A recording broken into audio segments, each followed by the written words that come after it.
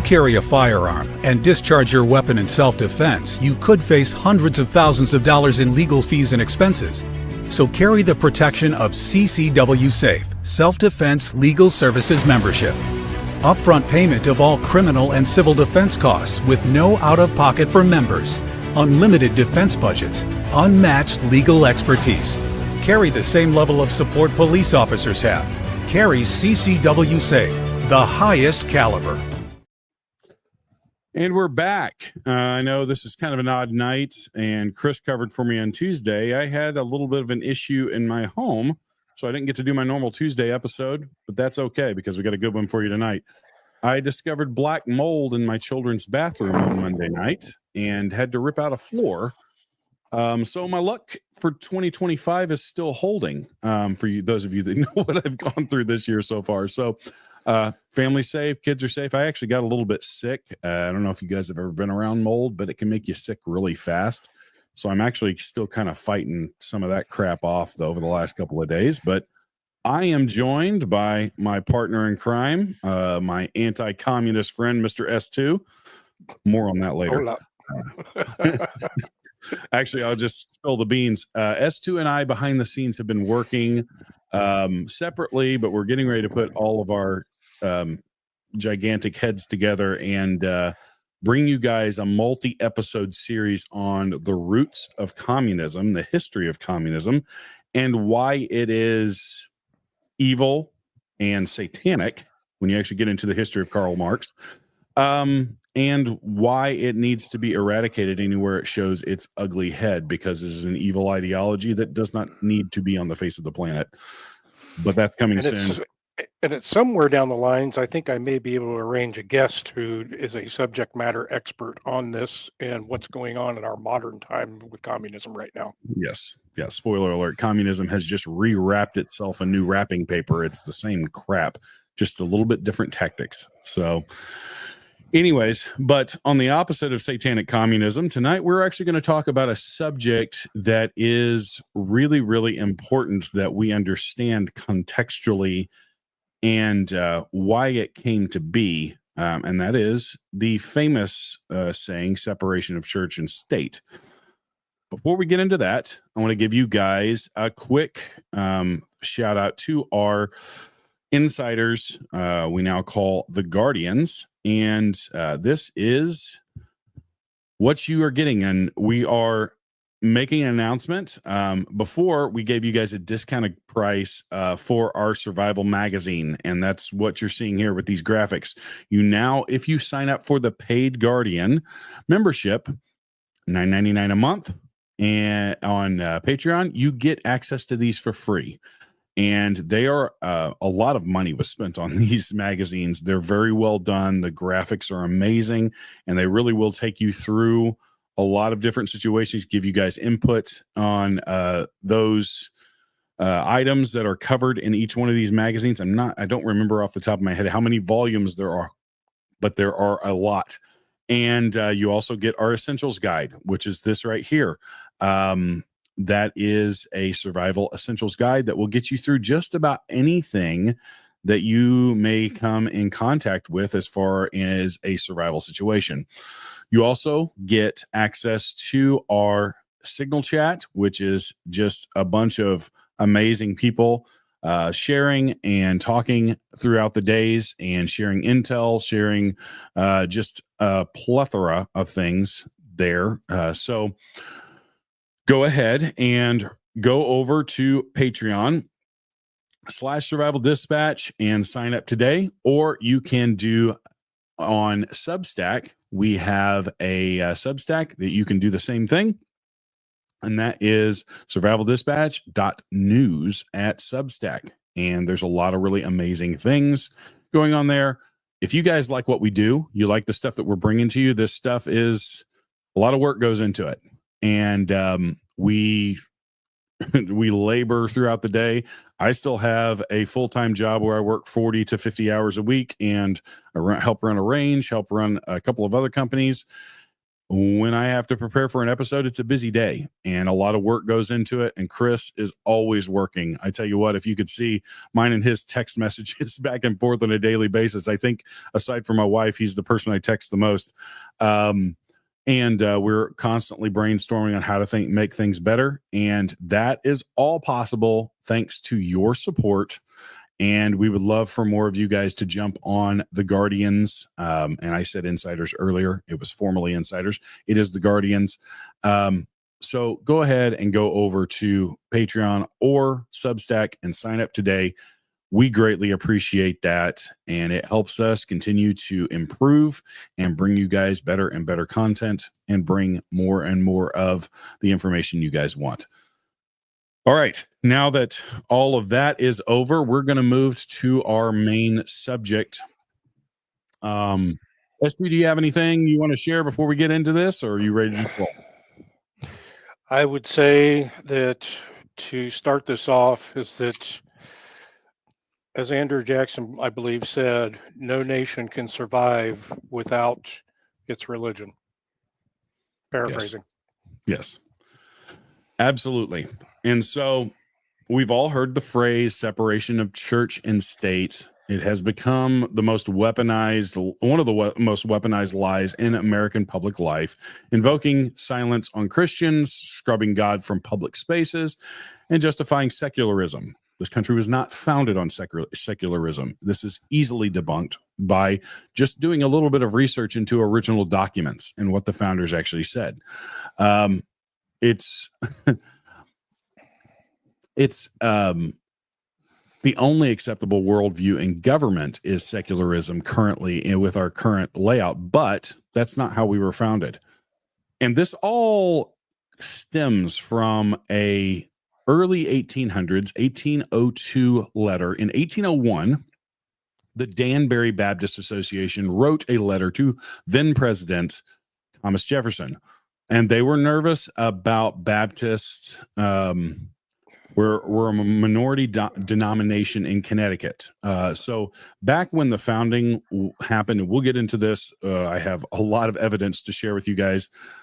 If you guys are also in the Guardians, you get the sit rep, and this has all of the information that we're going to share, including a lot of research that I've done over the last 24 hours into the history of this. And I knew this was kind of bogus, a bogus claim.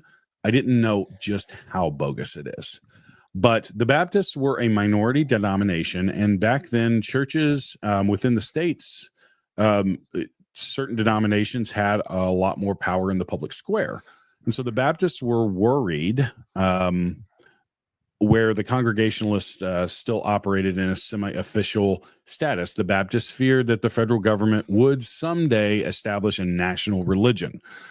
This was actually something that the founders hated because in England, you can go back all the way to Henry VIII when he actually established himself as king of the Catholic Church. And from then on, really, the royalty was very much involved in church affairs. The founders did not like that. They liked freedom of religion where people could practice. And I also side note that these were predominantly Christian and Catholic churches when the country was founded. So they liked people to have the freedom to use whatever denomination within those religions that they wanted to, and not have an established national religion, much like the churches that were in England and that the royalty had done with in England. Jefferson responded in 1802 with a short letter that was meant to comfort the church. He explained that the First Amendment was built as a wall of separation between church and state to protect protect against federal overreach. He was referring to the Establishment Clause that Congress shall make no law respecting the establishment of religion or prohibiting the free exercise thereof. That is the First Amendment. Nowhere in that statement does it actually say that there is supposed to be a separation of church and state with regards to the church being in the public square. What it is saying is that the federal government cannot reach in and tell a church how it's supposed to be run. And that anybody that is in... Go ahead, S2. I was getting ready to ask you anyways. Well, really, what this means is that there would be no establishment of a national religion. Right. Exactly. So Congress could not come in and say, hey, everybody's Catholic. You must go to mass. You have to go and use all of the Catholic doctrines and liturgy, and you cannot practice a Baptist religion or a Presbyterian religion or a Lutheran religion, or denomination is really what we're talking about here. But that is the crux of the wall. It was a response in a letter that was not actually a part of the Constitution. It was a president trying to reassure a church denomination that they had no worries of the government stepping in and basically abolishing their denomination and establishing one that was all powerful, or just the denomination that was going to be backed by the government. That's essentially all he was saying. And this is something that the left has ran with as a means to try and keep the people of faith, Christians, from speaking up and holding public office and using their beliefs and their religion, which the Constitution is based off of Judeo-Christian values. You cannot. So it's almost impossible to separate. S2, I'm going to let you speak to this for a minute, and then we'll get back into just the timeline that kind of continues to go on over the next couple of 100 years. Well, like I said, it was basically meant to keep the federal government from creating a national religion like the Church of England. That's what they had in England, and you basically had to follow the rules, and then you had punishments that followed that if you didn't follow those rules, or you were excommunicated from the church.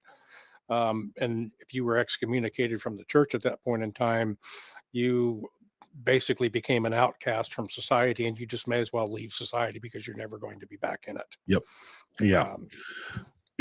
And and I'll go back into I'll go into part of what's in the SIPREP right now, if you don't mind. Yep. But basically, is how do we know that's what Jefferson meant? Well, it's because Jefferson attended weekly Christian services in the Capitol building. He approved the federal funds for missionaries to Native American tribes, which I'll say flat out, I don't agree with that, because that turned into, for lack of a better term, another clusterfuck, because the Native Americans had their own religious beliefs in themselves. Yes. And then when the Catholic Church came in, they tried to wipe out those beliefs and replace it with their own. Then a lot of those were in direct opposition to what their religious beliefs were. I have some training in that area. I'm not an expert on it, but I have some training in that area. So I know that that's a fact. But in any way, Jefferson also, he also signed laws promoting religious observance in Washington, D.C. And he was never advocating for a religion-free government. He was advocating for a government-free religion. Right. What that amounts to. And that's the key point right there. Not a religion-free government, is advocating for a government-free religion. And that is that. And so really, honestly, for a long period of time, it was 140 years before this was really became a problem, and the country operated within these grounds. But it was over 140 years later, Jefferson's metaphor was largely forgotten until the Supreme Court exhumed it in 1947 with Everson versus Board of Education. The question in Everson was whether public tax money could be used to reimburse transportation costs to parents who sent their kids to Catholic schools. On the surface, it was a practical issue of fairness, but it was written, it was in the writing of the majority opinion.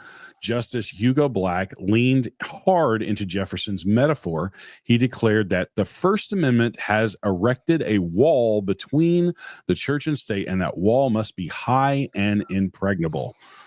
With that sentence, Jefferson he was wrong. Exactly. That was never the intention.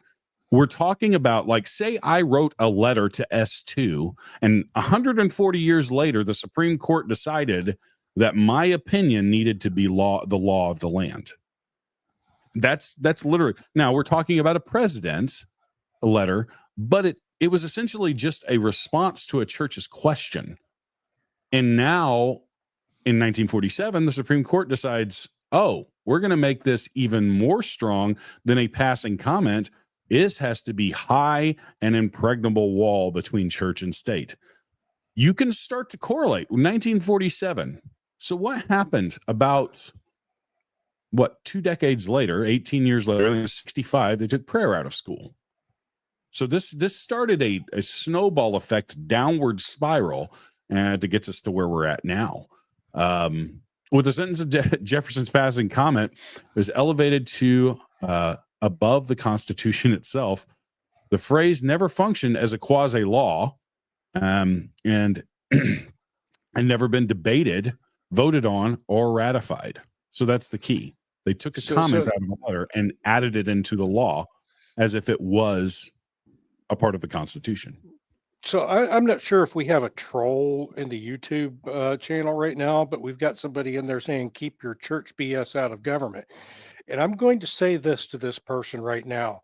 That was never the intent to keep church out of the government. It was supposed to be the guiding principle of what our republic is supposed to be.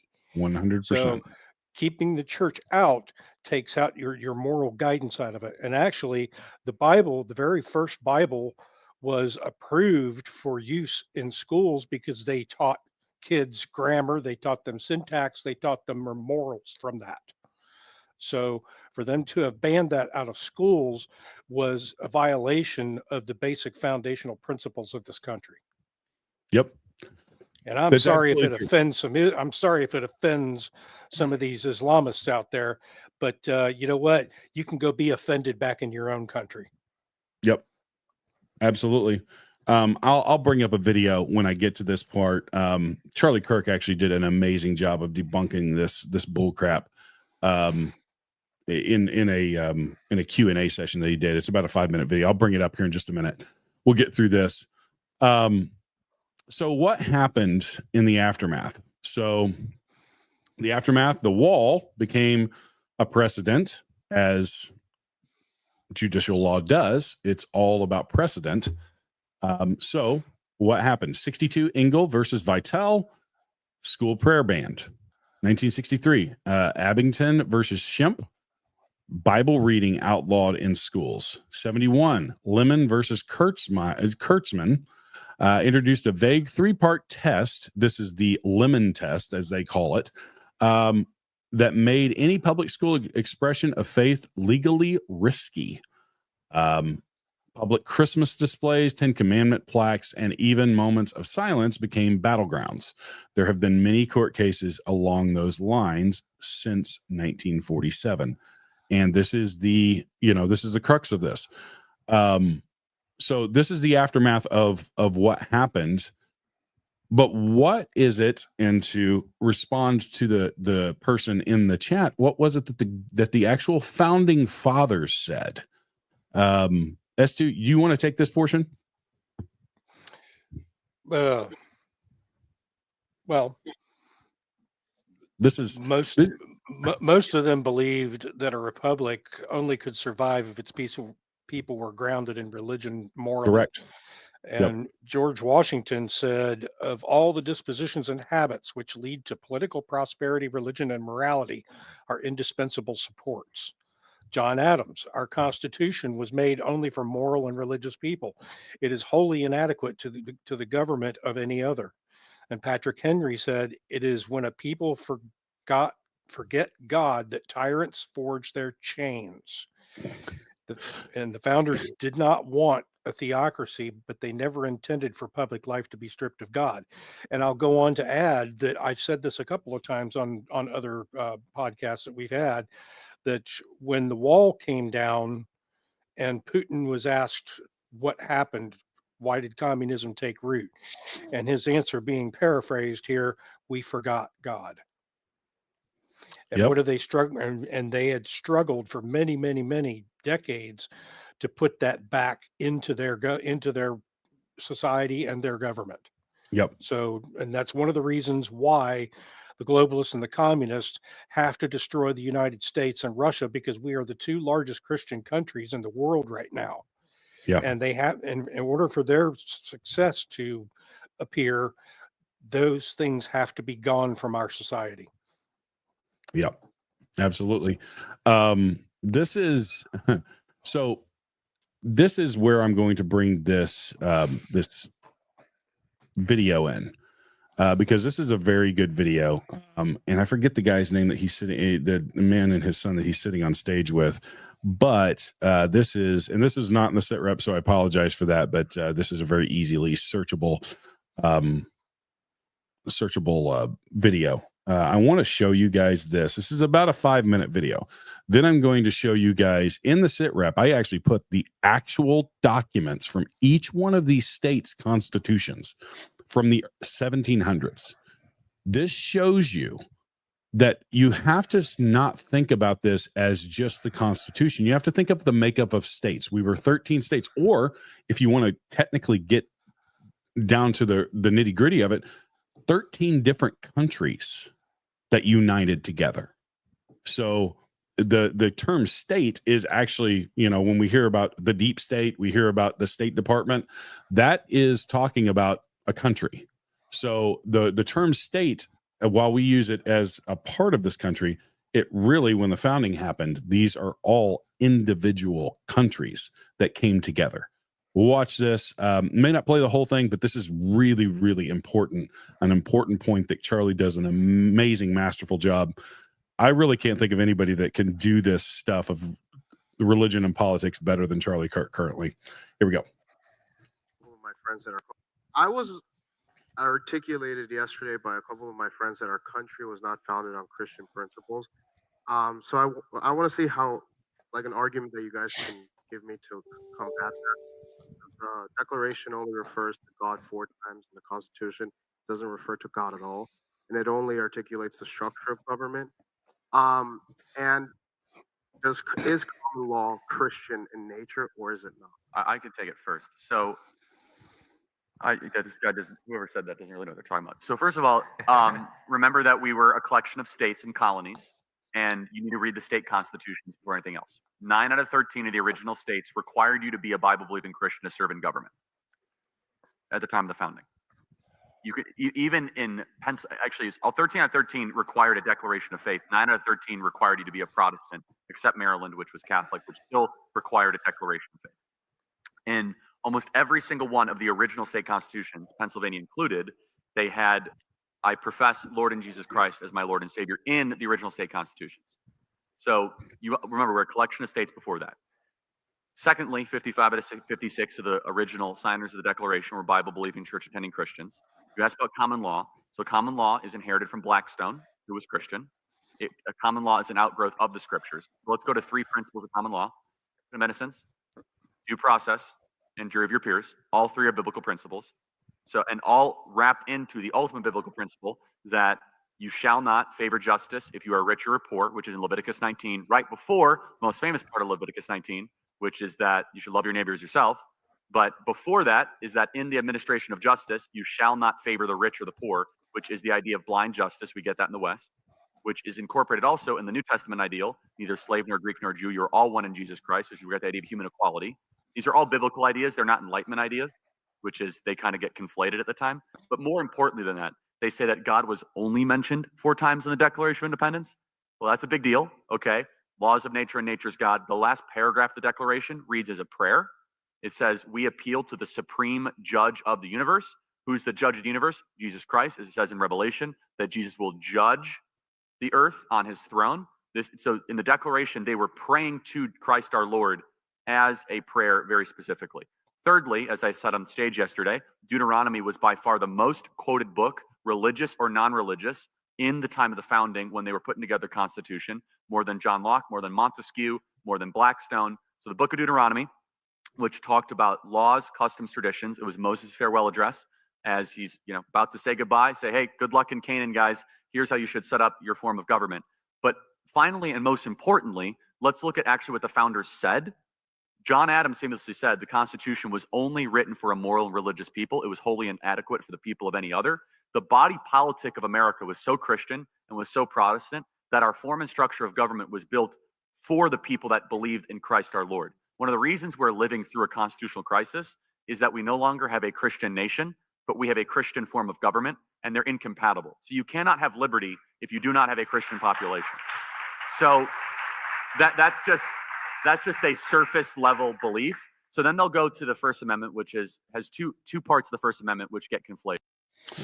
I'm going to stop it there. I could listen to that. He's just rattling off fact after fact after fact. It's incredible, and that's why I say he's one of the most amazing guys to be able to blend politics and religion. And as he said, and I'll go through this really quickly. Delaware, 1776. I have these sources in the SITREP, so this is another important thing for you guys. We put a lot of information in the SITREP that we may not necessarily go through in detail, but the Delaware is the the officials had to affirm belief in the Trinity and divine authority of Scripture. That was a requirement to hold public office. Massachusetts, 1780. Official office holders had to believe in Christian religion. North Carolina, 1776. Year of the founding. Banned office for anyone who denies the being of God and the truth of Protestant religion. This is all in documents. In Maryland, required declaration and belief in the Christian religion. That is South Carolina. Protestant Christianity was established as a religion of the state. You had to be a Protestant in order to hold office. This is what they don't want us to see and hear in public education. This is what they don't want us to know about our country, because you can easily debunk every narrative that the left is trying to push, that this is not a Christian nation. And I know there are people in the comments that maybe you weren't aware of all this information. It's all there. It's easily researched. You can find it. Well, there's something else that Charlie touched on too, is that we have a Christian form of government that's incompatible with current lawmaking 100%. today. Well, what we also have is that we have people in our government that don't believe in God or don't believe in the same God. And I don't care what denomination you are of Christian, we still call Jesus Jesus, and we still call God God. We don't call him Muhammad. We don't call him prophet. We don't call him any of those things. But that's the problem we have, is that we have people of different religious beliefs, different worldview, religious ideologies, I'll put it that way, because Islam is not a religion, it's an ideology. Yes. So when you mix those things, just like multiculturalism, they don't swim in the same fishbowl well together. Yep. 100%. Yep. And so, okay, TTG sushi.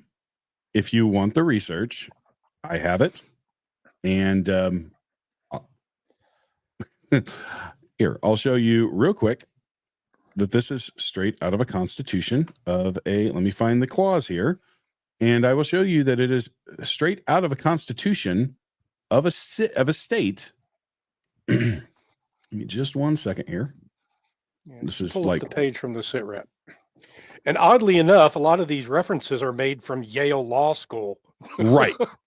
I mean, it's not like it's a beacon of, of this of conservatism. It's ridiculous that we have Students for Palestine protesting on Yale campus right now, which is against the law. But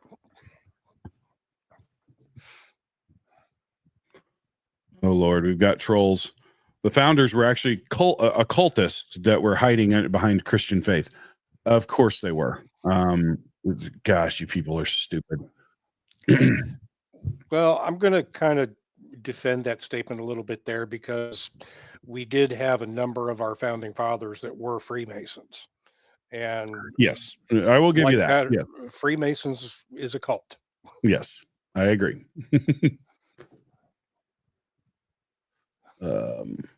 Go ahead and speak. It's gonna take me a minute. Like, I had these all up. I should have just highlighted the portions that I had. So, my apologies on that.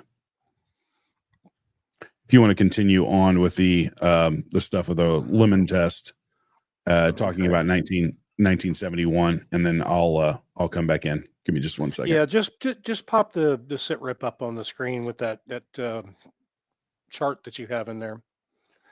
But yeah, in 1971, the Supreme Court basically took the legs out from underneath faith in schools, and it was the Lemon versus Kurtzman case. And the case created the Lemon test, which said that any government action must have, number one, a secular purpose, not advance or inhibit religion, avoid excessive entanglement with religion.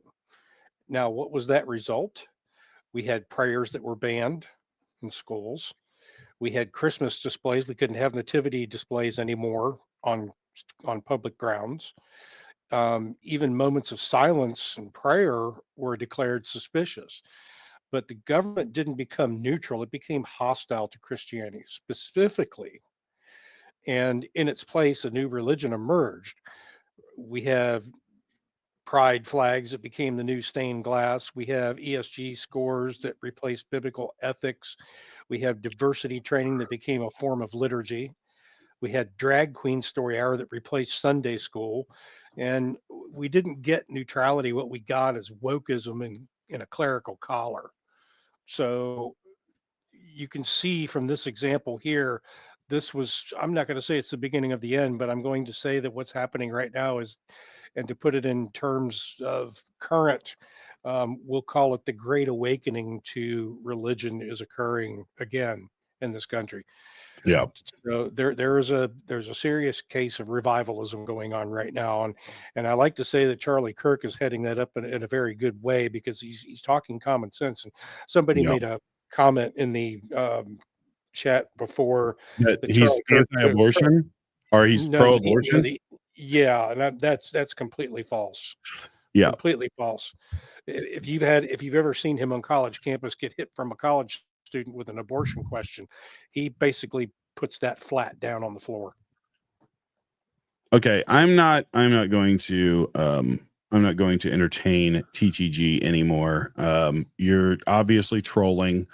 The links are from Yale Law School. If you want to be an absolute and total troll, that's fine, but you can do so on another stream someplace, buddy. You're gone. Peace out. Like, we're Survival Dispatch, the Christian Sentinel. I run a Christian and masculinity company. Do you expect me to not talk about faith or talk about the truth? Sorry, guys. If you don't like that, be my guest. You can find another podcast. But this is always one of those. This is always one of those subjects that grabs the ire of people, that specifically atheists and people that have a cloudy worldview of what religion is supposed to be, or have never even read the Bible, for that matter. Yeah. Yep. So, anyways, moving on. So there is some good news in some of the things that have been happening recently, and there's even a couple of cases that are up for writ of cert from writ of certiorari for the Supreme Court. Currently, we're going to go through those in just a moment. But the town of Greece versus Galloway in 2014, legislative prayer upheld. This was in a official government, local government meeting. They did prayer to start out with, and some crazy person had a problem with it.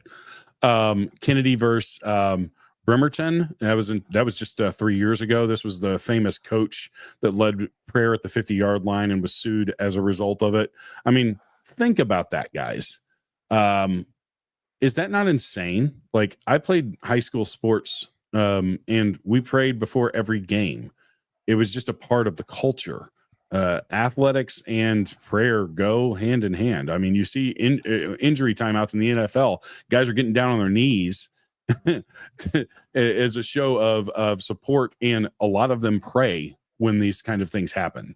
So I like to act like this is not a real thing, and to act like these people should be sued because it's somehow triggering to an atheist. Sorry, Well, look that's at what just happened to me. Tim Tebow. Look at what happened Right. to Tim Tebow. He Yep. had he had So, he had scripture lines that he used to put on his little were those things they put under their eyes, and he got absolutely shredded over that. yep. Yep. So um the current case that is up right now is the case of let's see here, which one is it? It's the Mahmood Mahmood versus versus Taylor. Taylor, and this is a Supreme Court case. Let me pull my notes here real quick. This is over the LGBTQ infestation into the school systems. Let me pull this up real quick. Sorry.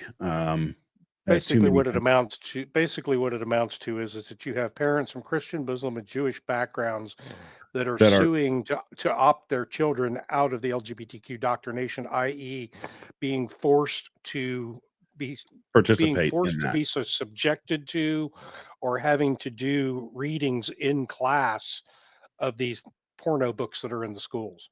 Yep. The parents filed a lawsuit not challenging the curriculum itself, but arguing that compelling their children to participate in the instruction that contradicts their religious beliefs without the possibility of opting out. So there currently is not an option of opting out.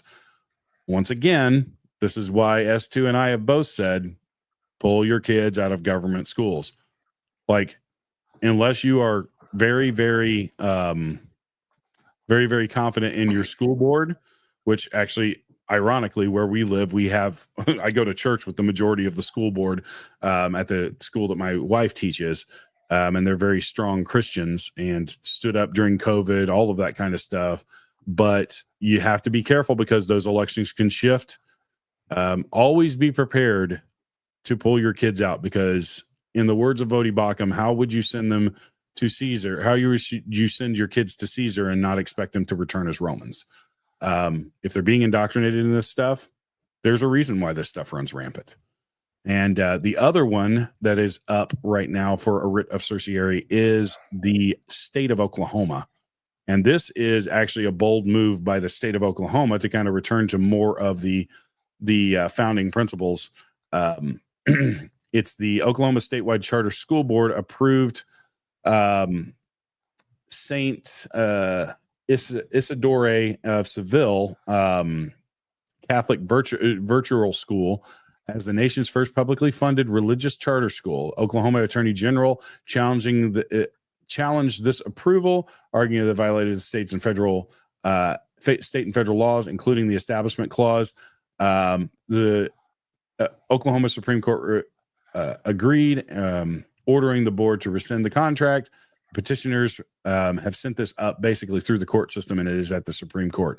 Now, we'll get into the Supreme Court in Chapter 2 and what's going on with them. I don't think our current Supreme Court is necessarily trustworthy on a lot of things. There have been some good rulings, but there's also been a lot of really, really crappy things going on. And another thing that Oklahoma has done here within the last couple of years is they are now putting Bibles back into the classrooms. Yep. And a couple of podcasts I listen to have their attorney general, not their attorney general, their head of the education department in Oklahoma, and that man is a strong Christian and wants to move that state. It's probably, honestly, the most religiously conservative state in the country currently, bar none, is Oklahoma. Unfortunately, it's a very small state as far as population goes. Somebody needs to explain this one to me. Terry Morris in the chat is saying, y'all realize you do not that the recent decision in the British Supreme Court defining women as pandering to Mohammedans? No? You're going to have to give us a little bit more to go on that one, because the fact that they couldn't define what a woman was in Parliament anymore, it may be the appearance of pandering to the Mohammedans. However, being the fact that now they have a definite definition that Parliament can look at and say, okay, this is the difference between a man and a woman, and it's in writing, means something. Yeah. Yeah. So yeah, and I think probably, and Terry, you can correct me if I'm wrong. I think he's probably arguing that, there's a lot of similarities in what the Muslims believe about. That's why that lawsuit has Muslim, Jews, and Christians all filing for them to be pulled out of the LGBTQ rainbow jihad. But what he is saying is that, because of the growing Muslim population, and they believe in two genders, just like Christians do. They have some warped views in the other way, but they do believe in that. So I can understand where that could be misconstrued as pandering. However, it's truth, and I'll take truth no matter how it comes. Yeah, I mean, and let's not be mistaken here. The ideology of Islam was written in such a way to sound palatable to those that are outside, so that they can infiltrate within to Western societies and do what they're going to do. So let's not pull any punches with that. Yep. So with all of this said, and we've laid out a pretty compelling case, regardless of what people want to see, like that troll in the comments would have probably said, well, you didn't read it, if I would have showed him every law that I had linked in there. All of you guys that are guardians, you can see that this is legitimate stuff. These are legitimate legal documents and legal iterations of these original documents. So just because it's in text form on the internet doesn't mean these are actual Yale law education 18th century. This is legally recorded stuff and archived stuff. Anyways, so where do we go from here? So, and we'll do a circle back to this at the end of the episode, but we don't live, or we don't want a theocracy, but we don't want a pagan technocracy either. And that's where we've been being pushed towards. We were founded under the belief of one God, the ruler of the universe, Jesus Christ. That was in the Constitution, and whether or not every founder believed that in their heart doesn't matter. The reality is what was written on that document is the truth. That's what matters. So how do we do this as believers? If we want to change things, do we have to run for local offices? We have to speak truth in love, but speak truth. Challenge unconstitutional laws. Engage winsomely and wisely in these debates. Don't shy away from the public square. Shout the truth. Speak the truth. And whenever you have an opportunity, take this information and educate people. Because I guarantee you there is a lot of people that have been through the government education system. And I personally was homeschooled by a pastor father who was a constitutional conservative. I was taught a lot of this stuff when I was young. But a lot of kids, I would say that the vast majority of kids that are going through public schools, they're never going to know this. And they're going to grow up thinking that the country was founded by slave owning, white, conquerors. And it wasn't about religious freedom. We can get into the slave argument all we want to. We fought a war over that. But that was only 1.6% of the population at the time, and they were all Democrats. Okay, we got another troll. Satan is God of the Bible. Okay, well, bye-bye.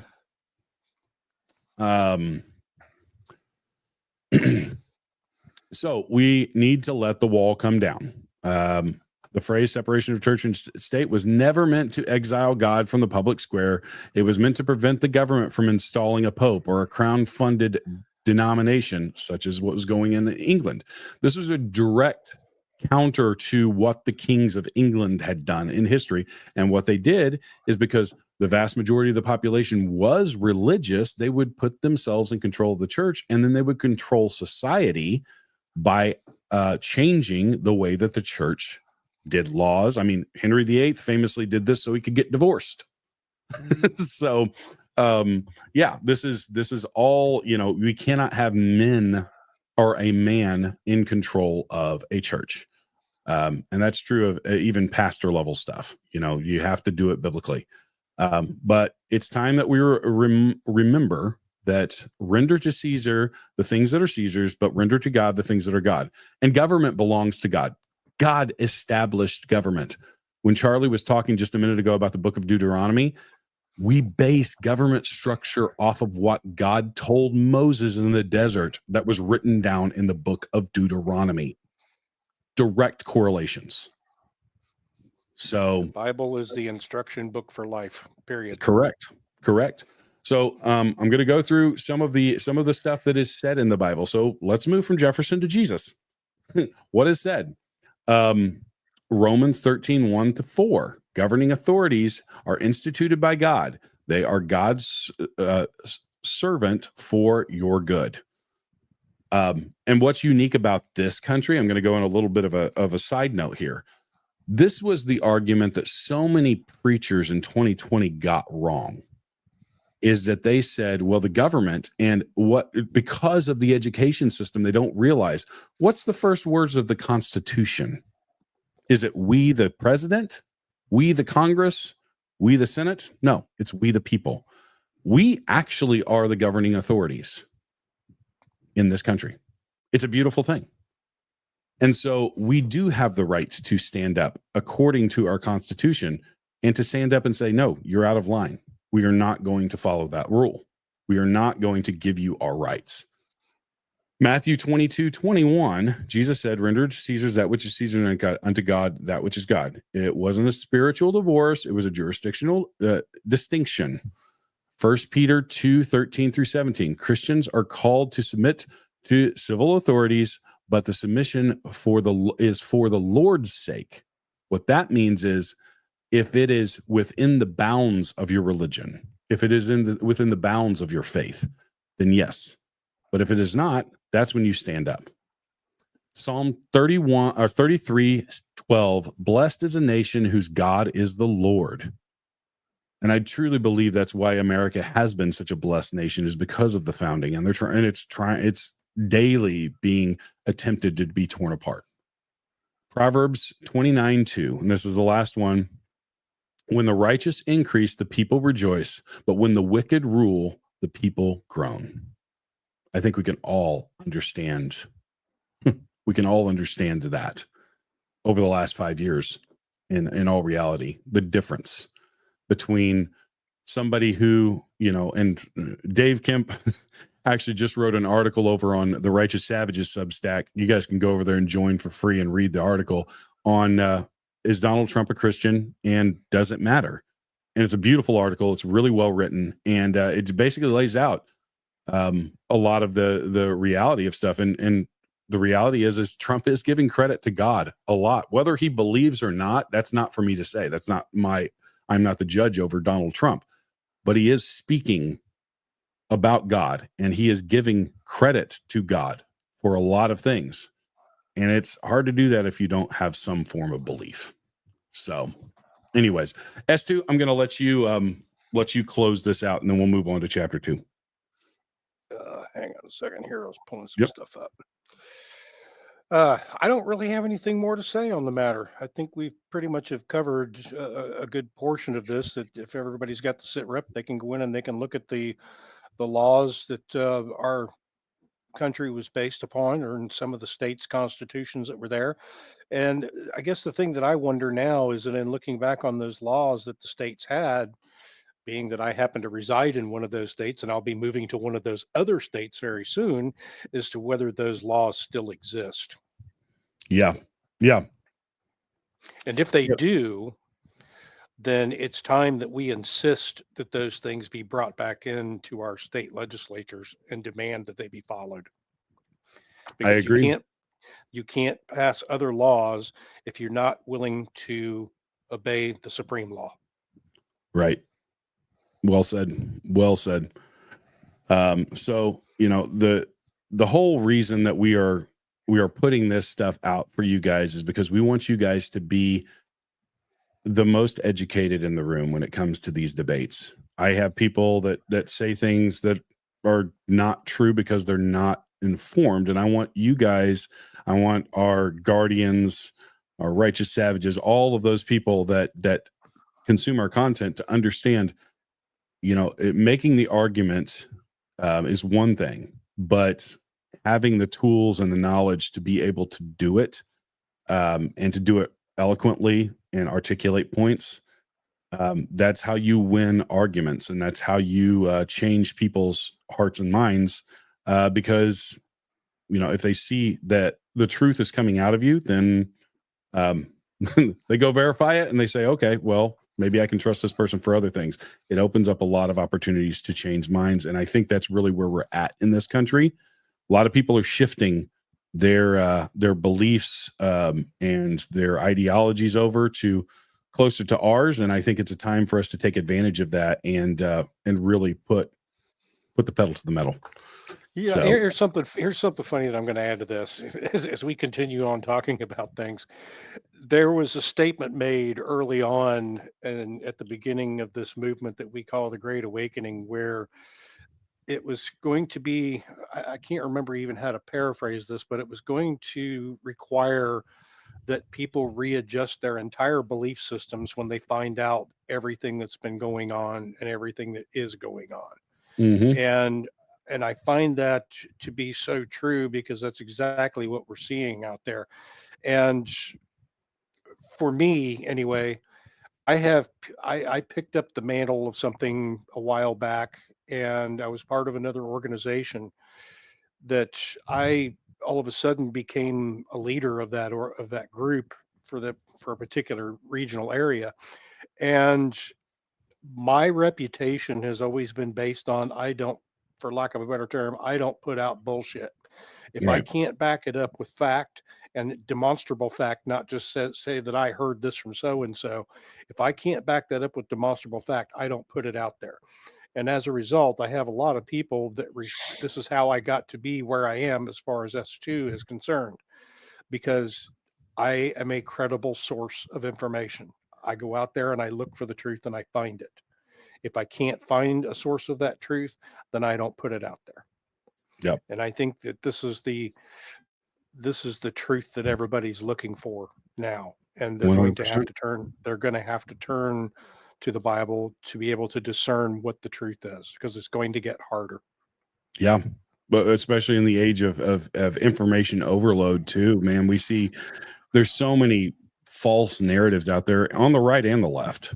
I mean, I see people that I'm like, oh, that's cool. And then I see other stuff that they post and I'm like, oh, nope, not going to have anything to do with that for sure. So Well, anyway, and you also see people out there trying to drive their own narratives or the narratives of others, because they're getting paid to do it, and it's yep, very obvious. And I'll use the example of, you go out on X every day. There's never fails. It's always the same group of people.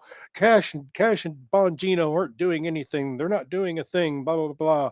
Well, you know, these guys have been in there for what, less than 6 months now, yeah, and to take on a leviathan of holdovers and saboteurs within our government, you have to know who your enemies are. And I know that Cash knows all well who the high level ones are, but those aren't the ones that he's got to worry about. Those are the end goal. The ones he has to worry about are the saboteurs and the holdovers that are still in there that he doesn't know. So that's yep, going to take time to root those out. And I do believe that's what's going on. But the point that I'm making is, you see the same group of people out there saying this every single day. And what this is psychological warfare. If they say it enough times in that echo chamber, they will start getting people to fall in line behind what their statements are. And then all yep, of a sudden, you have more people parroting what they're saying, and it just divides and pisses everybody off. So, yep, yep, absolutely. And let's not forget, Jesus didn't actually promise to be a uniter. He did not say that I was coming down here to be nice. He actually said, I come not bearing peace, but a sword. And what is a sword used to do? Well, it's used to divide. It's used to cut out the bad. A surgeon will use a scalpel to cut out dead flesh and to save things that need to be saved. In battle, to vanquish an enemy, used a sword. In the context of the time that was written, that was the weapon of choice on the battlefield, or just to defend yourself against something evil. So let's not forget that. We always want to talk about the Lamb of Jesus, and we don't want to talk about the lion. And the lion was the one that was turning over the money changers because he saw the corruption. And back then, the government was actually the church. The high priest carried a lot of weight in society, and were considered the laws and judges. And so he was fighting against corruption in the governmental levels too. So don't forget that. Jesus was an activist. Jesus was an activist. He wasn't a pacifist. No, he wasn't a hippie. He wasn't all of this stuff that we want to paint him as in the modern day to make him less of a divisive figure. He's the most divisive figure in the history of mankind. So don't forget that. All right, we're going to close down chapter 1. We'll be right back with chapter 2 after this message from Performance Triggers. We'll be right back.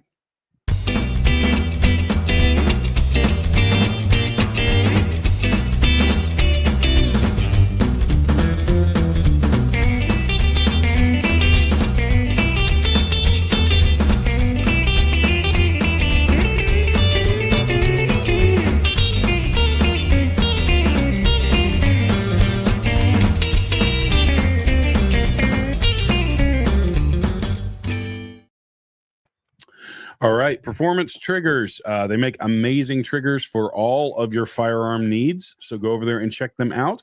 And if you do decide to purchase something from them, make sure you use the code SD10 for 10% off your purchase. That's performancetriggers.com. Check them out. Terry, I've got to put this up. I agree 100%, brother. 100%. Okay. Moving on to some other news that's been going on, and this is kind of still this ongoing story of the courts and what they're doing.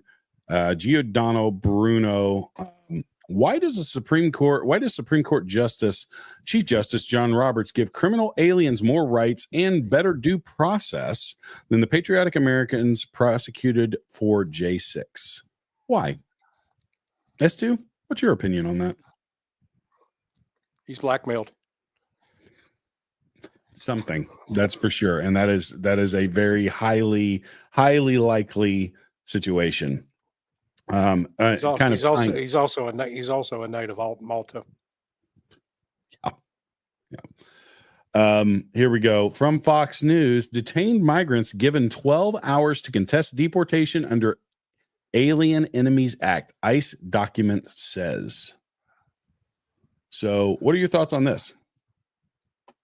Horseshit. They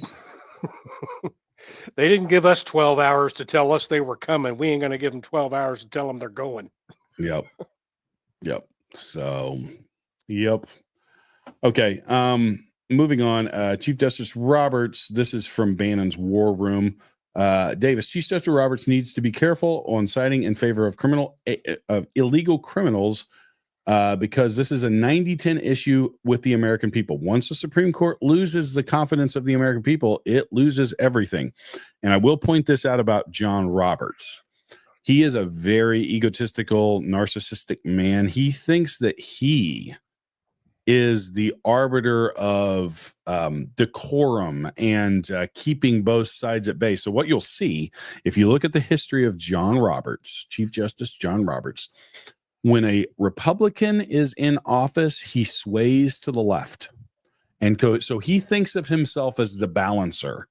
Okay, so we have a Republican-controlled Congress and presidency. I'm going to shift to the left. And I think that he is influencing people like Amy Coney Barrett to do the same thing. And when Obama was like, we got better rulings on guns. Think about this. We got better rulings on the Second Amendment when Obama was in office. Overall. We got one good one. Well, actually, when Obama, I don't know the Bruin decision was pretty powerful. well, Bruin was actually during that was in 22. That was during Biden. So the Democrats, when a case comes up, they're more likely to take a Second Amendment case when a Democrat is in office than they are a Republican, and that is because the Chief Justice pulls a lot of weight on what cases get heard and stuff like that, and then they have to vote on them. But the cases that are up that are just slam dunks for the Second Amendment are just getting kicked down the road, and now even if they took them up now, it wouldn't be heard until next year. And so Roberts has a history of doing this. He is a shapeshifter. He's a chameleon politically, and he thinks of himself as this powerful balancing act against the political wiles of one particular party. It's gross and disgusting because he should be worried about the Constitution, not politics. Well, me personally, him going out and spending a week at Norm Eisen's house, and Norm Eisen was the architect of all of the color revolutions that's gone on for the last 20 years. Him spending a week at Norm Eisen's personal 100-room mansion in Czechoslovakia, personally, I think he needs to be removed. He is 100% compromised. He needs to be removed. Yep. So let's watch this video. 2 minutes, 22 seconds. Bannon's War Room. They're taking this guy who's a human trafficker, and that's the hill they're going to die on. Well, fine. We're going to let you die on that hill, folks. But they're taking this to the Supreme Court, sir, and they're going to force Trump's hand. Am I wrong in this? This is going to the Supreme Court, and this is the one they're going to do about Dubra. This is where they're going to take their stand, and they're going to force this guy. They're going to force this up to the Supreme Court, and the Roberts Supreme Court is going to rule against Trump and make Trump go full Andrew Jackson. Your thoughts on that, Mike Davis? Am I wrong? Well, first of all, I think these Democrats may try to make this MS-13 gangbanger and human trafficker and wife beater the next pope. I hear there's a vacancy, and they're trying to make this guy a saint. And it's amazing to me with those MS-13 tattoos on his knuckles.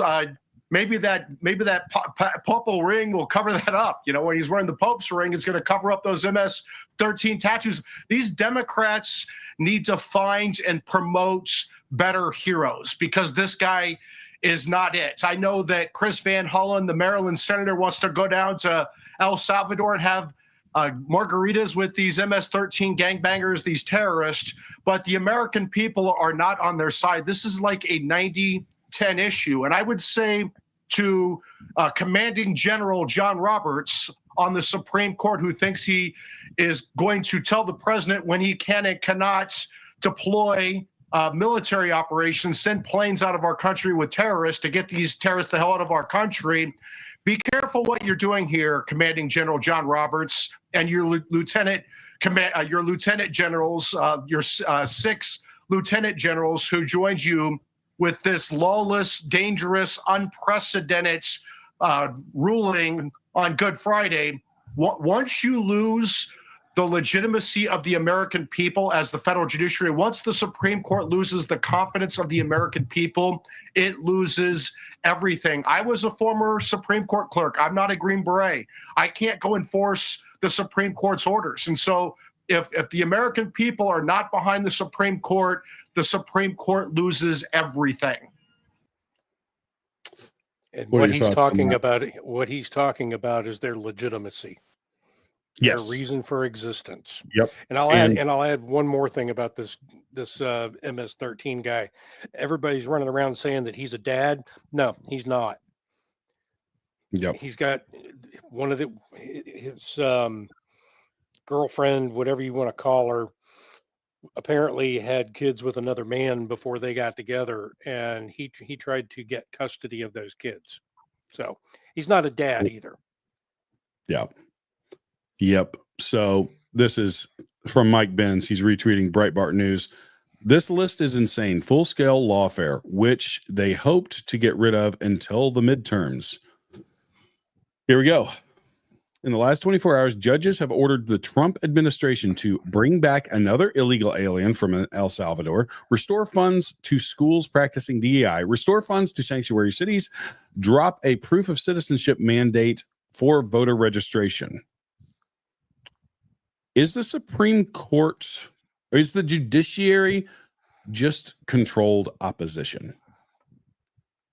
Well, what they've got going on right now, Chuck Grassley and I think it's Daryl Issa, I'm not sure how you pronounce his name. I say, yeah. Yep. They both have legislation that they're going to bring back and introduce. And I like Chuck Grassley's legislation a lot, where it basically, these federal district court judges, it limits their powers only to their district so that they can no longer issue nationwide injunctions. 100%. Yep. And I completely agree with that.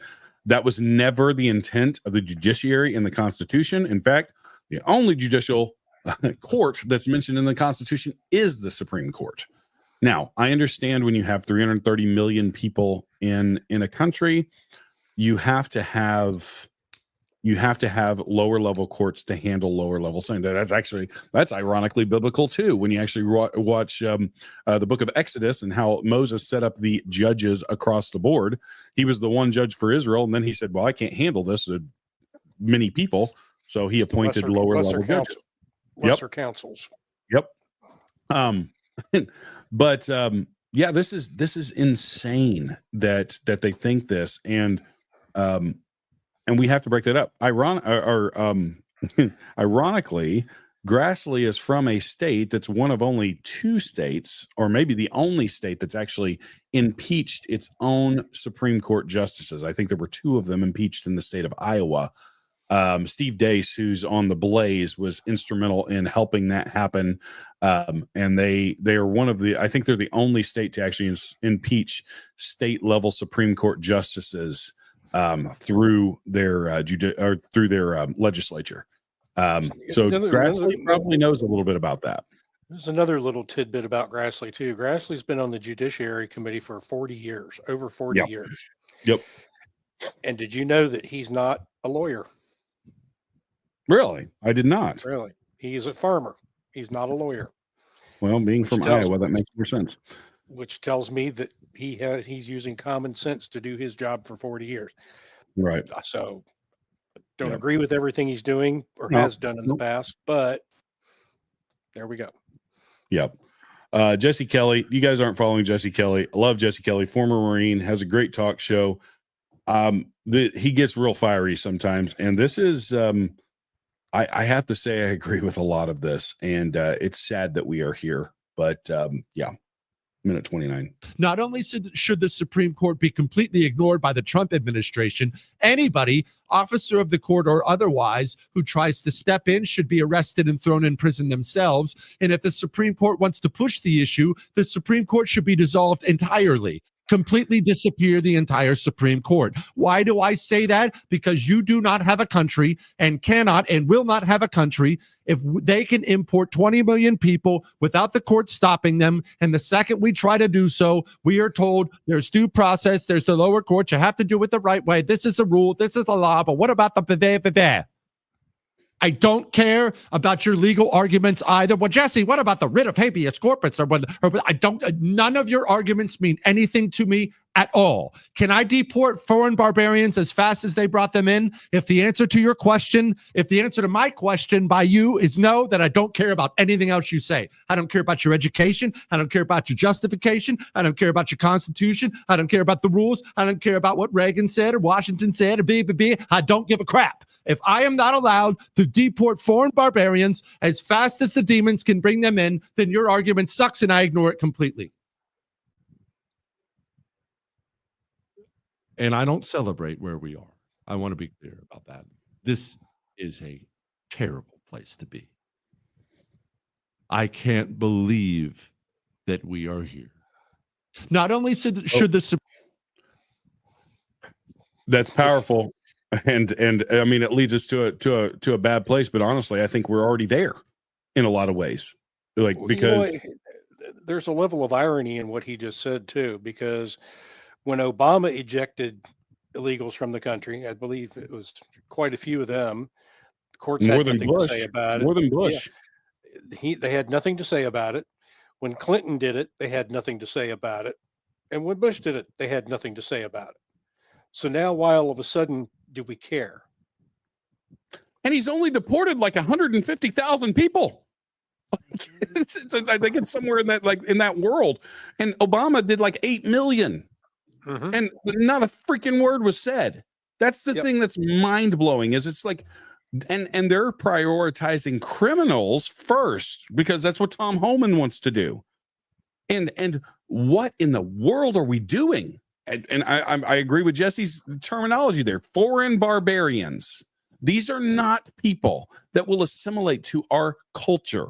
These are people that will destroy our culture. And call me whatever you want to, whatever name you want to call me. But the reality is, that's the truth. They're not here to assimilate and like people that come into the country legally. And honestly, some of the most patriotic people that I personally know are people that came to this country through the legal system and came and did all of the things that they had to do to become citizens of the United States. They're the most patriotic people that I know.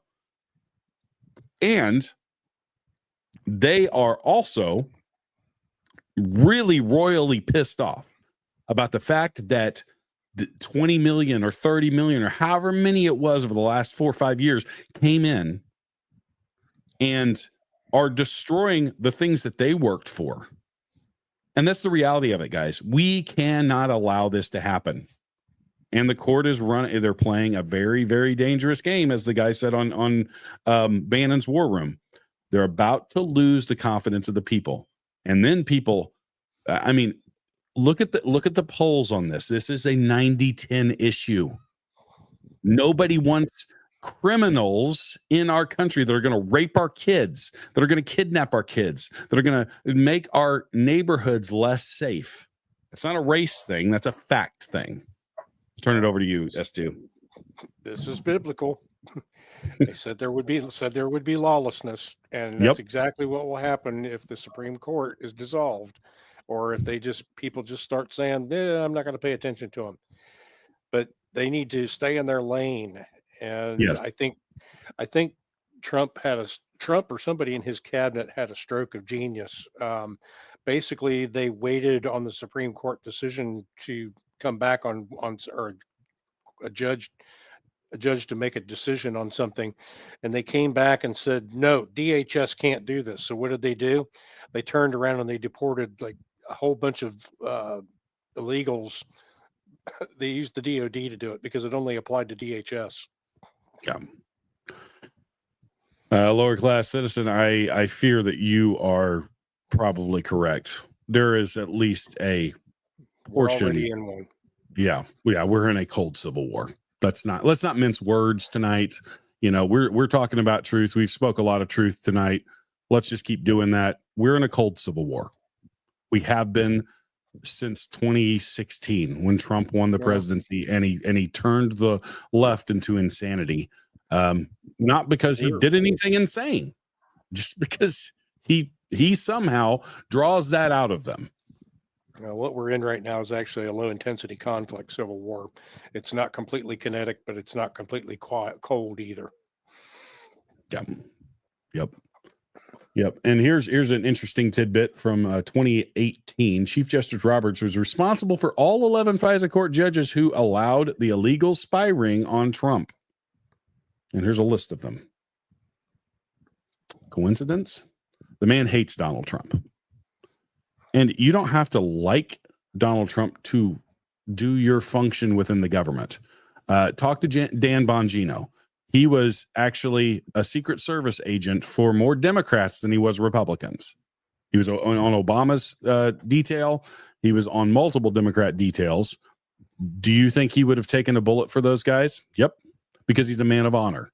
And he said, I'm going to do my job. I took an oath, and that oath means something. But these people, they don't care.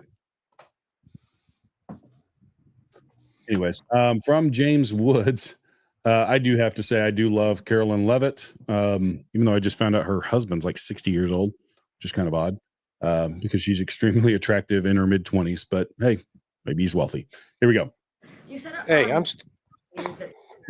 is working against Secretary Hegseth, but the people who were fired were Hegseth's own guys. So how do you square that? What do you say to concerns that that's bad management. They were Pentagon employees who leaked against their boss to news agencies in this room. And it's been clear since day one from this administration that we are not going to tolerate individuals who leak to the mainstream media, particularly when it comes to sensitive information. And the Secretary of Defense is doing a tremendous job. And he is bringing monumental change to the Pentagon. And there's a lot of people in this city who reject monumental change. And I think, frankly, that's why we've seen a smear campaign against the Secretary of Defense since the moment that President Trump announced his nomination before the United States Senate. Let me reiterate, the president stands strongly behind Secretary Hegseth and the change that he is bringing to the Pentagon, and the results that he's achieved thus far speak for themselves. Is there an FBI investigation into the leaks? The secretary said that these people would be prosecuted. She's a rock star, and there's a reason, yeah, there have been some missteps on Hegseth's part, however, here is really the demonic hordes hate what Hegseth represents, because Hegseth has gone through a life-changing journey over the last 3 or 4 years. And he is very strong in his faith. I personally know some guys that actually he goes to church with down in Tennessee when he is not in the government. And he's been on their podcast a couple of times, and he's very strong in his faith. And this is Jesse Kelly again, but this is really what we're talking about. This is the infestation of demonic ideology that is going on in our armed forces. Both S2 and I served honorably in the military, in our respective military branches. I was in the Air Force. He was a Marine. Hoorah. But we served honorably, and we served our country, and we were discharged under honorable conditions. And I remember when I first saw the DEI stuff coming. It was in 2009 specifically, was when it really started to ramp up after Obama was elected. And I saw it before that. Yeah. And I mean, it was like it was there, but it was kind of in the background. And then it just got ramped up to 11. And there was a mass exodus around the time that I got out, which was around 2013.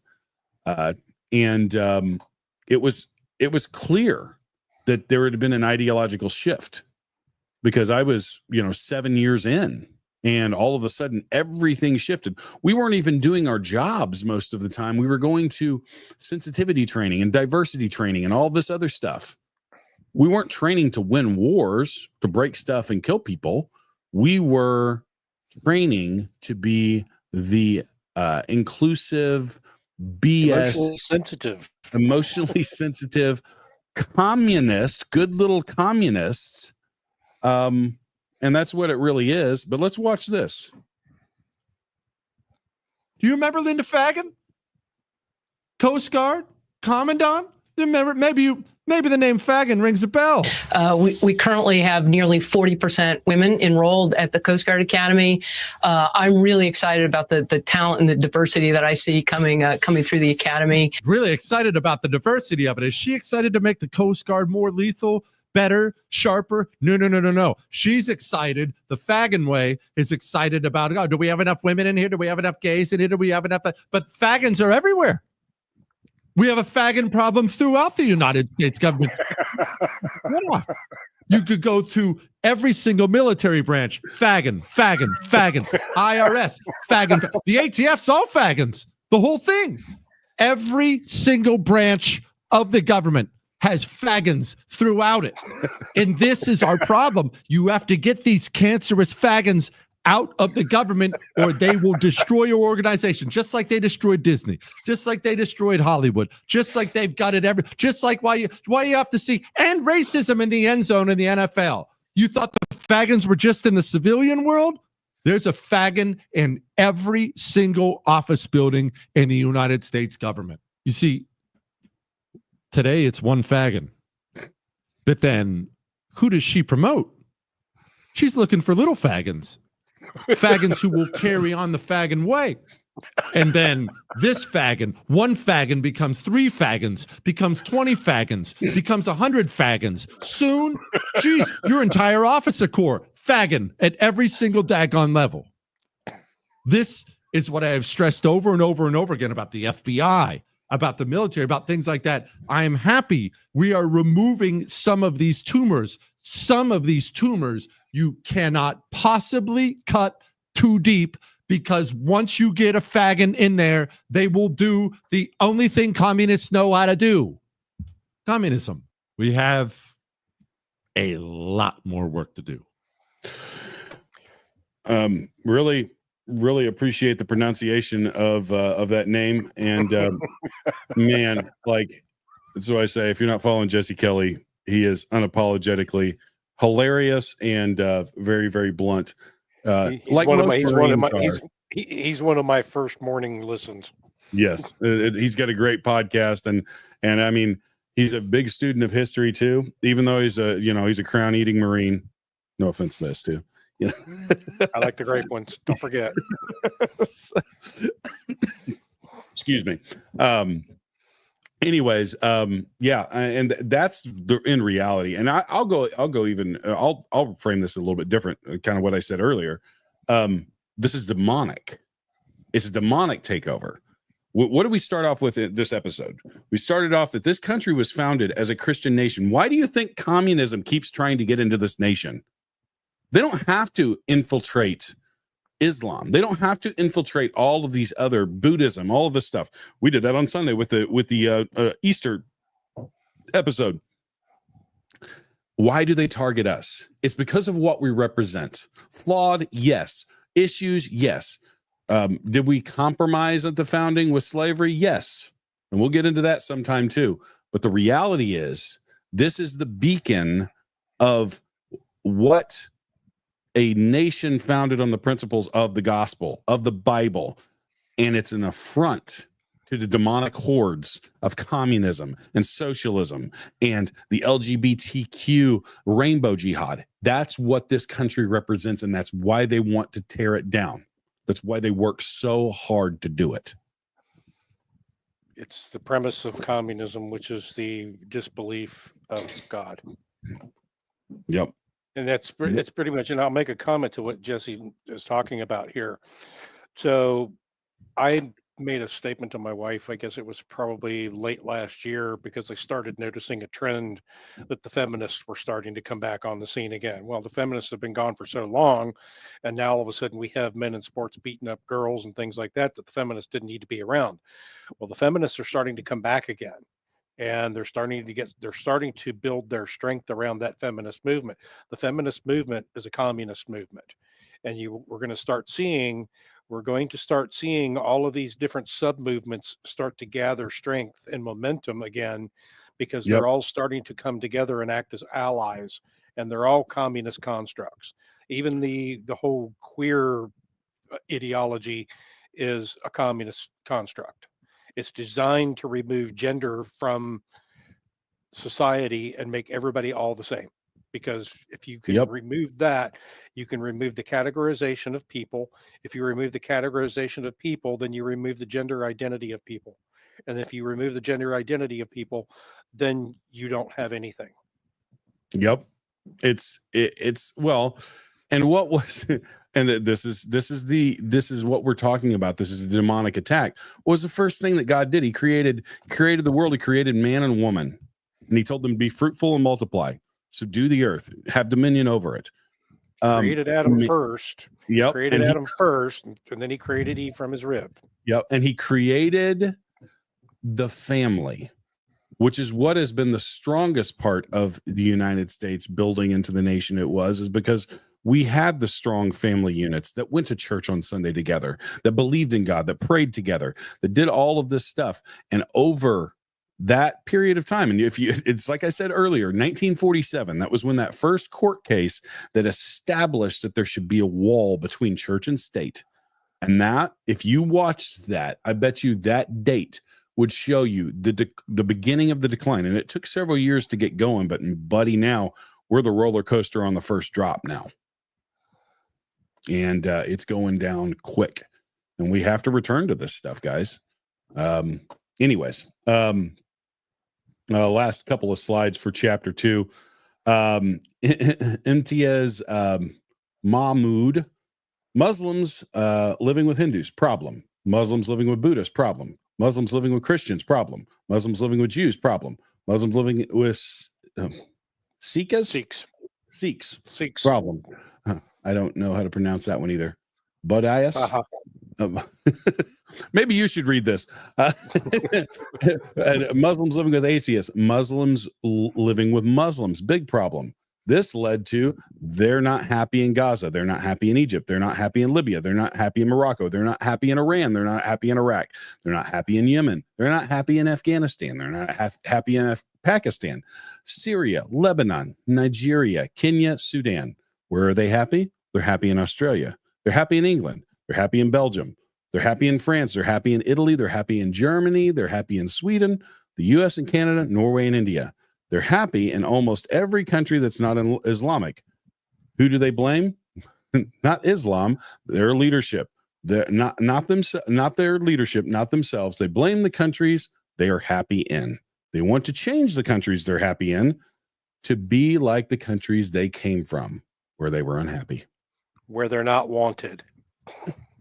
That is an insanely repetitive but completely accurate depiction of what's going on with the Islamic migration across the globe.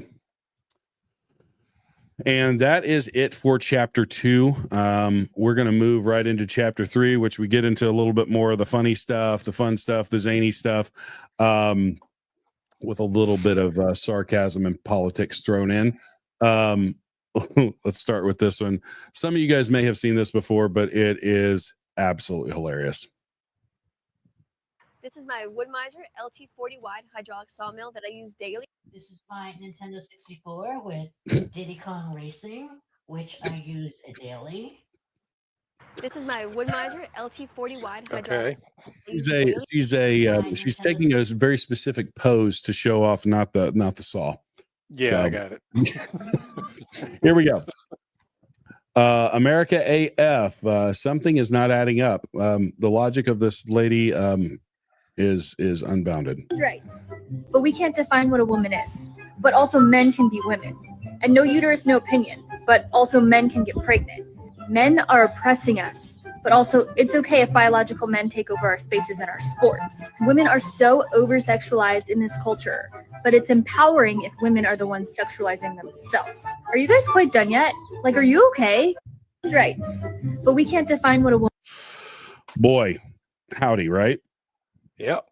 It's like the logic. Just make it make sense, please. Here we go. Communism. Yeah. Yep. 100%. Nancy Mace has been. She had a couple of viral clips. This was a great one here. MS-13. Let's watch. 29 seconds. Was there due process? All of his MS-13 tattoos. I have tattoos. It's not illegal. I like tattoos. It's not illegal to have tattoos. We have MS-13 gang tattoos. Tattoo. If you like it so much, maybe you go to El Salvador yourself. Shouldn't we have So here's a guy who wants to rescue an MS-13 gang member because he's un-American. Thank you. Bye-bye. I never understand the left like dying on these hills like this. It's stepping on a rake constantly.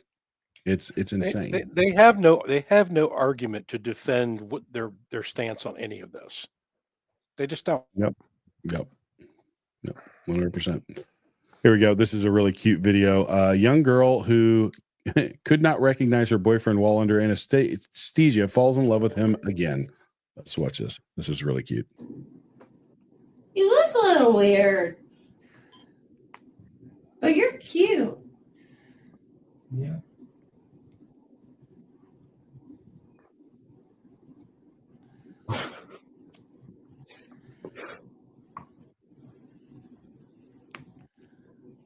You're fine looking.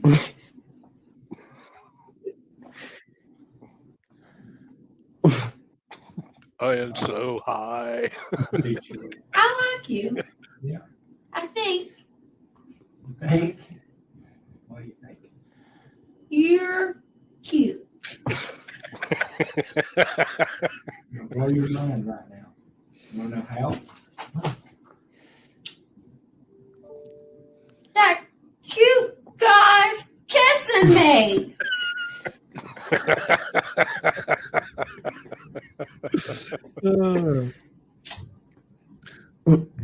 Whoa.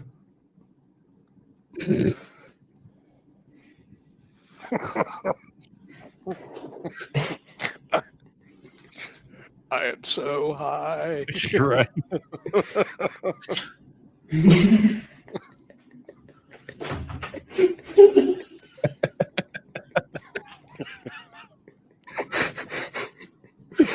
Oh. You are cute. Oh, that's great. I've got a video. I'll have to see if I can dig it up of me coming out of anesthesia that my wife took, me getting in the car. If you want to see John really, really high, I'll see if I can dig that up someday, and I'll show it to you guys in chapter 3. So here you go from the Babylon Bee. Child of leftist parents tired of all the crying. Yeah, ain't that right? So here we go. What war are we training for? What on earth? Here we go. This is insane. I'll just tell you to watch. I'm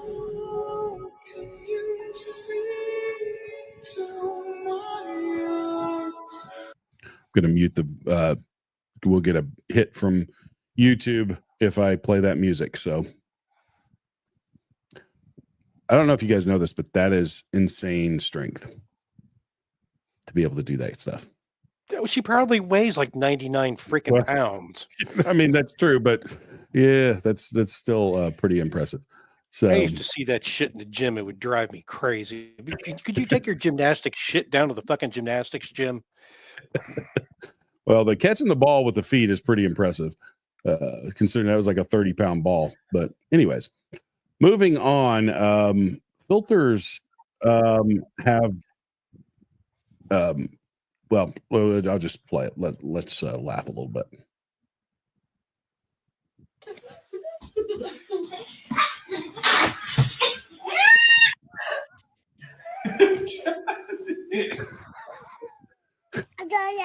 You don't like it? No, I don't like that.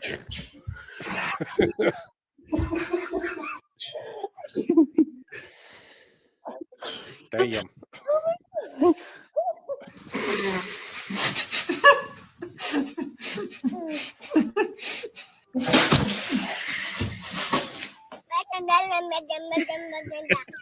Good Lord. Gollum. Look at me. Oh, no. Carla. Yeah? Mommy, not this filter. That's just scary right there.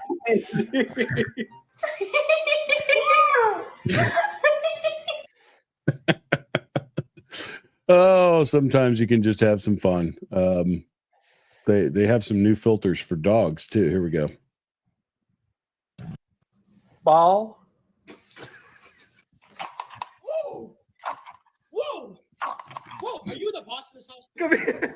Hey, there's an intruder. All right, you're recycling Chris's stuff from last week. Oh, didn't know that he played it. Here's a good one. This is an old one, and some of you guys may have seen it, but this dude is doing a field sobriety test with a police officer. Let's watch this. 54 seconds. All right. Well, you got a pretty good balance. Thank you. I want you to step, bump, bump, step, bump, bump. 5, 6, 7, 8. Step, bump, bump, step, bump, bump. Pas de beret, kickball change, step, clap. Okay. 5, 6, 7, 8. Right.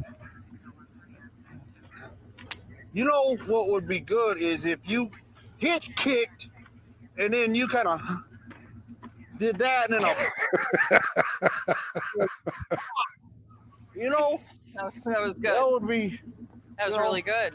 You a dancer? No, not I'm just drunk. Nickel right now, sir. You're going to jail. He was almost off scot-free. Oh, that's funny. Okay, here we go. F around and find out. Stay the F away from my kids, you freak. Yep, have to agree. We need a reality check every once in a while. I know we've all seen movies like this. So here we go. Movie versus reality.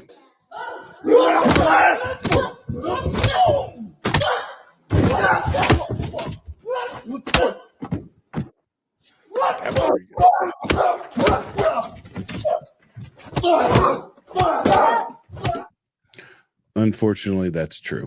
That girl weighed like 70 pounds. Not in every case. Anyways, here we go. Declaration of memes. We will take one look at this and say, hell yeah, here we go. I'm going to mute that because of stupid YouTube. This is a kid with Down syndrome that is really, really good with nunchucks. Let's give that kid an applause. That's awesome. Here's a question, S2. Why do switching these eyes make Charles Manson actually look crazier? Well, that I can't tell you, but I know for a fact that Charles Manson was crazy because he killed my cousin. Really? Wow. Yeah. Sharon Tate was my cousin. Really? Yeah. Holy cow. Wow. That is pretty insane. There's a reason he didn't want to get out of there's a reason he didn't want to get out of prison. Yes. So here we go. I'm gonna give you guys a warning. This one's a little hard to watch. No blood, but new fear unlocked. And when I saw this, it was unlocked for me too. This is crazy.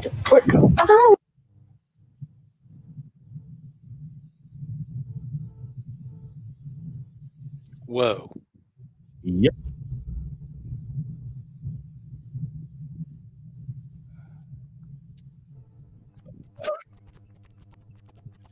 Let's see that one more time. Bird coming in. Look where its beak goes into. Yeah. Ooh. He's trying to snatch that eyeball right out. Yeah, he is. So there's a dude, he's actually with CCW Safe, Mike Darter with CCW Safe, has one prosthetic eye, and I think it was an owl that attacked his eye. That's how he has one eye. It's crazy. So and we do this daily stream podcast, but we also like to promote other podcasts. So this is one of the latest podcasts that I think you guys will be interested in. Let's watch a clip from it. Welcome to the Talking Baby podcast. On today's episode, we'll be talking to the weird-looking person who lives at my house. Thanks for being here, weird-looking person. Well, thanks for having me. As you know, you are my third favorite person in the world, third behind the two larger people that we also live with. They're both awesome. So cool. You're fine. And right now those two larger people are both busy and not paying attention to me at all. So happy to chat with you. So to kick things off, I want to ask you a question, and I apologize in advance if it's naive or ignorant. Look, I'm a baby. I don't really know stuff yet, so just keep that in mind. So my question is this. What are you? Like, you clearly seem to be a very different kind of person than I am. Am I right? Like, because people look different from each other, like different sizes, skin tones, the hair. But you, I have no idea what's going on. Does this make any sense to you? Am I crazy? Oh, no, dude, you're 100% right. I've had that thought so many times. Look, I don't really know what I am. That's not really the kind of thing I think about or care about, but I do know that I'm significantly different than you and the other people who live in this house, like for sure. Okay. Well, the Baby Talk podcast on all your podcast platforms. I think the question that I would want to ask if I were that baby is, why do you lick your balls?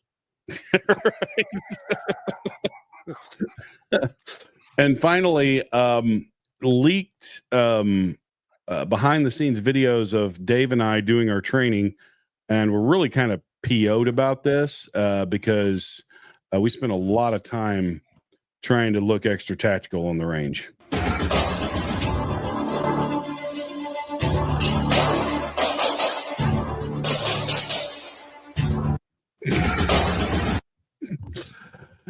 Anyways, that is it for tonight. That's all of chapter 3. Appreciate you guys sticking around. Always fun being here with my partner in crime, S2, and we'll give you guys some parting things and just kind of revisiting what we talked about at the beginning and how we can get involved. One of the things I would say is continue to fill your mind with information, learn the truth about things. And sometimes the truth is not as nice as we want to think it is. Sometimes maybe we were told a nicer story than what the truth is. But in the case of like what the topic was tonight, it's the truth has been tainted by an ideology that wants to overthrow the reality. And we have to stand up against that. We have to speak truth. So get involved and study and learn and tune into podcasts from people that do the work to bring you the right information, like Survival Dispatch. And I hope you guys will continue to join in. Get in your Bibles, guys. Learn the truth of what the ultimate truth is. Lead your families. If you have small kids at home, start teaching them these things because you know they're not going to learn it in government schools. If you can do it, get your kids out of government schools, into private schools, into home schools. Yeah, sorry, I was a little bit of babbling there for a second, but it's important that you guys understand that we are fighting a spiritual battle. The Bible says that actually we wrestle not against flesh and blood, but against principalities, powers, rulers of darkness, spiritual wickedness in high places.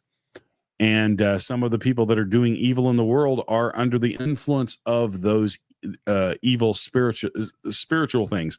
And I don't think you could look at anything like communism or the rainbow jihad or anything like that and not understand that is a spiritual thing that wants to infect everything that it's around. So do spiritual warfare, pray. It's important. We've got to start getting serious about the things that we may have neglected. We can spend a lot of time on X looking at political things, but the reality is we know we have access to the ultimate power in the universe, and that is our Lord and Savior, Jesus Christ. Get in the Word. Get on your knees, because that's how things are changed. Not by rage posting on X, even though I've been known to do that at times. S2, I turn it over to you, sir. I'm going to tell you from personal experience that prayer does work. I've seen it save people's lives. I've seen it change people's lives. In fact, the new homestead that we're going to be moving to, it was one that I was very concerned that we were not going to have the opportunity to get this particular homestead. We visited it and we went home the next day, and I prayed all the way home. And when we got home, we got the phone call that we were given the first crack at it. So we were able to get it based on that. And I truly believe that the power of prayer was at work there. So that is awesome.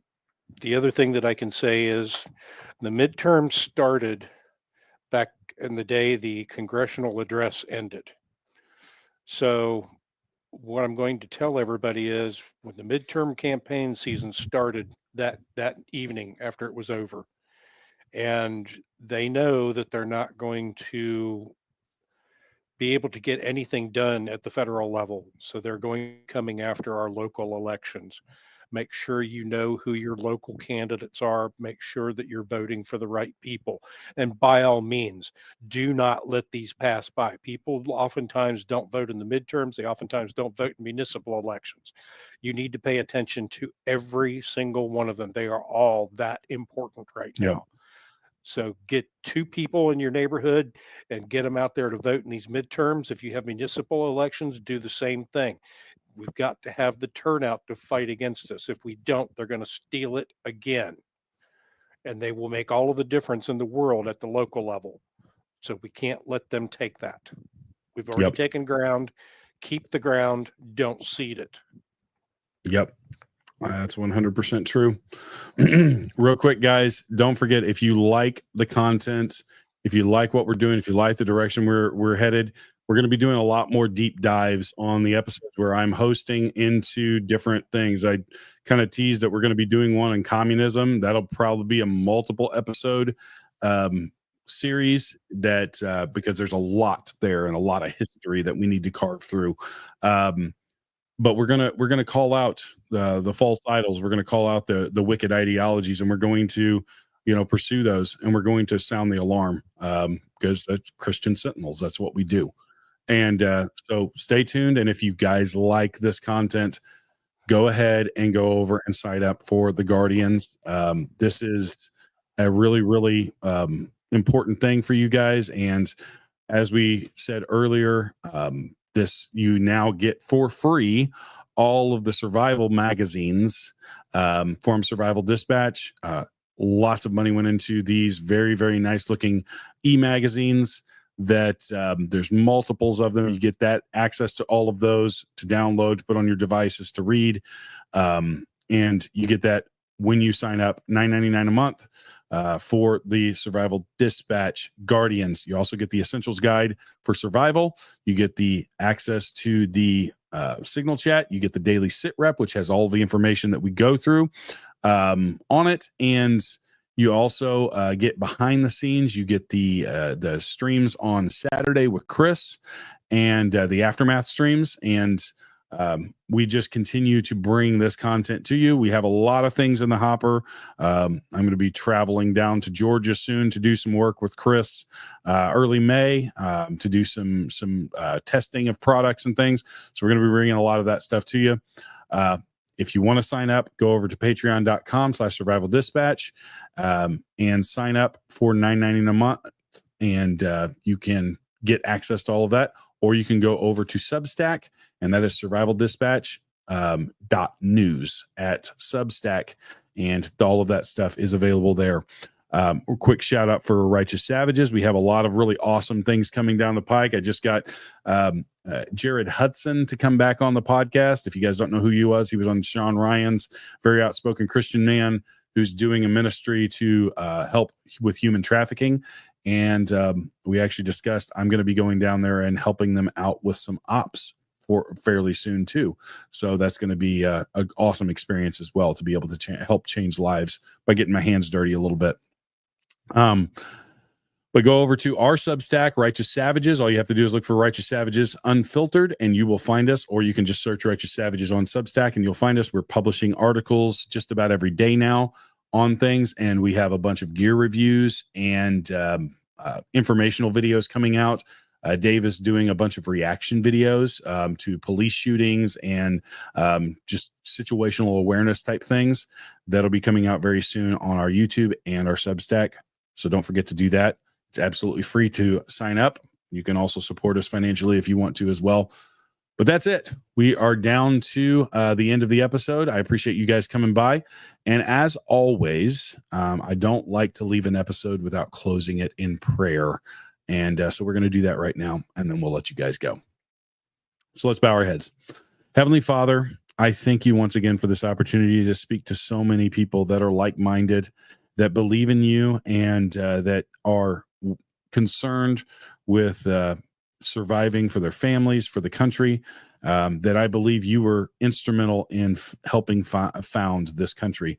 Lord, I pray that you help us to return to viewing you as the ultimate source of truth, to viewing you as our leader, and to returning to the values that you set forth in your word. Lord, I pray that each and every individual under the sound of my voice would know that those things are true, and if they don't know you, would come to know you, Lord. I pray that you bless us as guardians, as people, as communities, and as a nation, that you are upheld and you are the reason for victory. We thank you for that, and we hope that you will keep us all safe until we return here again. In Jesus' name, amen. Thank you, guys. We'll be back tomorrow with another episode led by Chris. I think tomorrow is Jeff, but we will be back tomorrow with another episode. Until then, Jesus is King, and God bless America.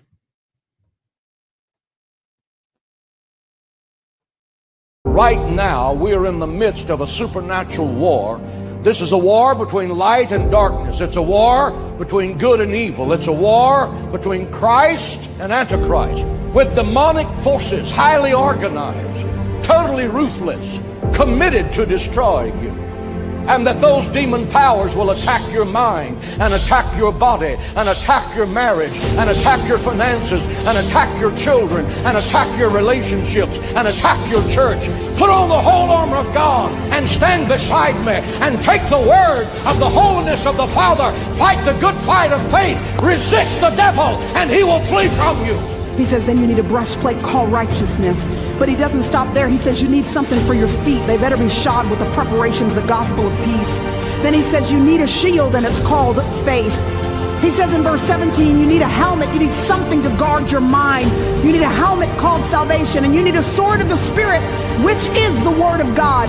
And while most people stop there, the Apostle Paul does not. He said, even though these 6 things are important, you need one more thing. In verse 18, he says, and pray.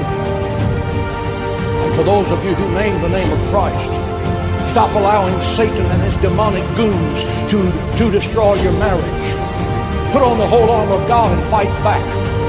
Quit allowing him to attack your health. The Bible says by his stripes we are healed. Quit allowing him to attack your finances. The Bible says God will rebuke the devourer for your sake. He will make him give it back to you sevenfold. Stop allowing the devil to rob you of your peace, because Jesus Christ is the Prince of Peace. Stop allowing Satan to rob you of your joy. In his presence is the fullness of joy. In nothing, be not terrified by your adversary. In nothing, be not terrified by your adversary. The Bible says you shall know the truth, and the truth shall set you free. Jesus said, I am the way, I am the truth, I am the life. The truth is not something. The truth is someone. That someone is Jesus Christ. And when you know him, you have the truth, and you walk in the truth, and you joy in the truth, and you rejoice with truth that is unspeakable and unshakable, because Christ is the solid rock, the cornerstone, precious and elect in Zion. He's not trying to be truth. He is the truth.